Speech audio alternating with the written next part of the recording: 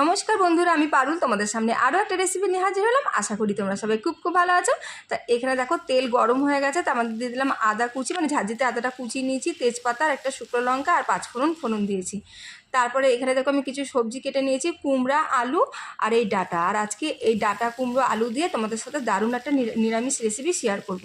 তা এখানে দেখো আমি লবণ দিয়ে দিলাম পরিমাণ মতন, মানে আর দিয়ে দিলাম হলুদ দিয়ে এবার একটু নাড়াচাড়া দিয়ে খুব ভালোভাবে সবজিটাকে একটু ঢাকনা দিয়ে দিয়ে ভাজতে হবে, যাতে সবজিটা 50% সেদ্ধ হয়ে যায় আর গায়ে যেন একটু লালচে লালচে ভাবও ধরে, মানে ভাজা একটু হালকা যেন ভাজা হয়, তাতে কী বলতো সবজিটা খেতে খুব ভালো লাগবে।